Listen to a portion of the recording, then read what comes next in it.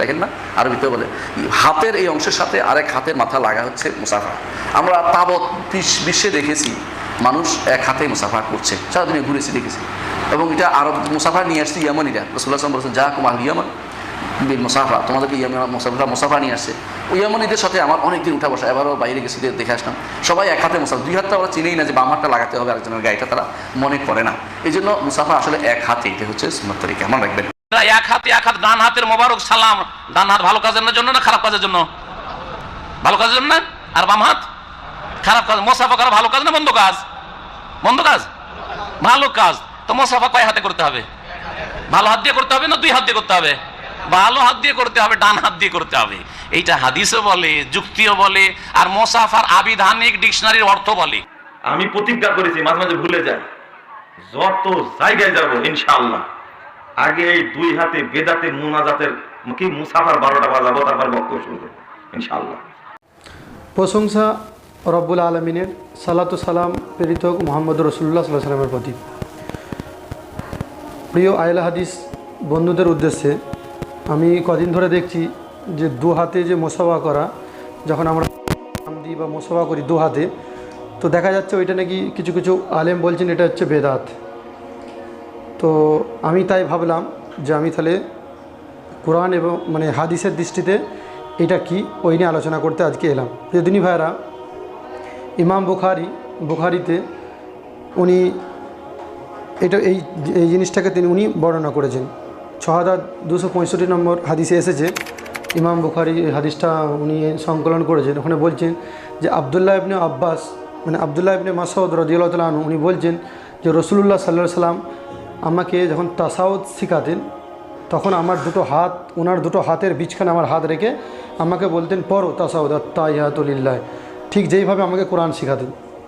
আর এই কথাটা ইমাম বুখারী বর্ণনা করার সময় উপরে হেডলাইন দিয়েছে যে এটা হলো মানে দু হাতে মুসাফা করা। হেডলাইন মানে লক্ষ্য করে দেখুন, হেডলাইন যে দু হাতে মুসাফা। আর উনি আরেকটা বই লিখেছেন যে বইটার নাম হচ্ছে আল আদাবুল মুফরাদ। তো ওই বইয়ে উনি মানে একটা হাদিস এনেছেন, আর ওই হাদিসটাকে নাসিরউদ্দিন আলবানী সহিহ বলেছেন, হাসান পর্যায়ের হাদিস বলেছেন। যেহেতু আমরা জানি আহলে হাদিস ভাইরা মানে নাসিরউদ্দিন আলবানীকে সম্মান করেন, আমরা সবাই করি। তো ওই হাদিসটা আমি আপনাদেরকে পড়ে শোনাচ্ছি। 985 নম্বর হাদিস। এখানে বলা হচ্ছে আব্দুর রহমান ইবনে রাজিম বলেন, আমরা একদা রাবাজা নামক স্থানে অতিক্রম করলাম, স্থান থেকে যাচ্ছিলাম। তো আমাদেরকে বলা হলো যে রাসূলুল্লাহ সাল্লাল্লাহু আলাইহি ওয়াসাল্লামের সাহাবী সালমা ইবনে আকওয়া রাদিয়াল্লাহু তাআলা আনহু এখানে বাস করেন। আমরা তাহার খেদমতে উপস্থিত হলাম, ওনাকে সালাম করলাম। তিনি তাহার হস্তদ্বয় মানে দুটো হাত বার করলেন এবং বললেন, এই দুটি হস্তদ্বয় আমি রাসূলুল্লাহ সাল্লাল্লাহু আলাইহি ওয়াসাল্লামের কাছে বায়াত করেছি। লক্ষ্য করে দেখুন, মানে এই দুটো হাত আমি রাসূলুল্লাহ সাল্লাল্লাহু আলাইহি ওয়াসাল্লামের হাতে বায়াত করেছি। তো তারপর সাহাবারা ওনার সাথে হাত ধরলেন, ওই হাতে চুম্বনও করলেন। তো এ থেকে বোঝা যাচ্ছে যে সাহাবারা ওই হাতে চুম্বন করলেন।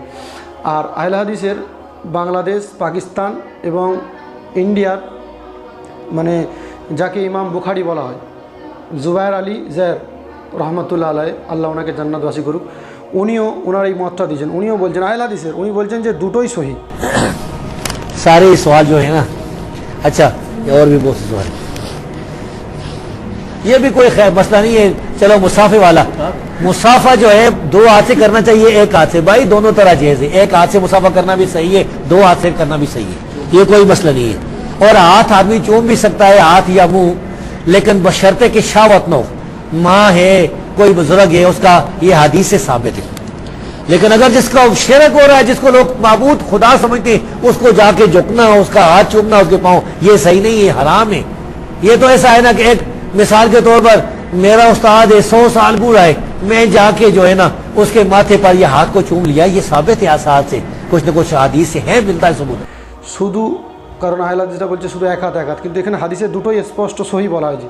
আর এক হাতেরটাও যারা বলে যে চলবে না এক হাত করা, এটা ইহুদিদের মতো হ্যান্ডশেক করা, প্রিয় দিনী ভাইরা, মুসলিম শরীফের হাদিসে এসেছে যে এক হাতে মুসাফা করাও জায়েজ। তো আমি বলতে এইটাই চাইছি যে যেহেতু কোরআন স্পষ্ট, হাদিসে স্পষ্ট, তো তাহলে আমাদের উচিত হলো এটাকে মেনে নেওয়া। আর আমি জানি আহলে হাদিস ভাইদের মধ্যে একটা জিনিস আছে, অন্য মানে যারা মতদর্শক তাদের থেকে, একটু আলাদা। সেটা হলো যে তারা যেখানেই কোরআন এবং সহি হাদিস পায় সেটা মেনে নেয়। তো তাদের উদ্দেশ্যে আমি বলছি এইটা আপনাদেরকে মানতে হবে যদি আপনি কোরআন এবং সহি সুন্নাহ মানে। যদি আপনি নিজেকে মানে সালাফি বলেন, সালাফি কাকে বলে? যারা সালফে সালিনকে মেনে চলে। আর এখানে ইমাম বুখারীর মত, আর ওইটাকে ইমাম বুখারী শুধু একটা পয়েন্ট লিখেছেন যে এটা হচ্ছে দু হাতের মোসাওয়া, মানে দু হাতে মোসাওয়া করা যায় সুন্নত। তো তাহলে এটা আপনাকে অবশ্যই মানতে হবে। আর আরেকটা কথা হলো, এই কথাটা বলার উদ্দেশ্য হলো আমার একটা মানে অনুষ্ঠানের বাড়িতে আমি গিয়েছিলাম। তো সেই জায়গায় আমার আব্বা একজনের সাথে মোসাফা করছিল, আহলে হাদিস ভাইয়ের সাথে। সে বলছে দু হাতে কেন, এক হাতে করতে হবে। অথচ স্পষ্ট হাদিস দু হাতে। বা আরও বিভিন্ন রকম জিনিস আছে, যেমন দাড়ি কত বড় রাখতে হবে, বলছে দাড়ি ছাঁটা যাবে না, এই ব্যাপারেও আমি একটা ভিডিও করব। তারপর মানে আরও কিছু কিছু বিষয় আছে। তো আমি বলতে চাইছি, বিশেষ করে সাধারণ মানুষ যারা বোঝে তাদেরকে বলতে চাইছি দুটোই সহি, আমাদেরকে দুটোই মানতে হবে।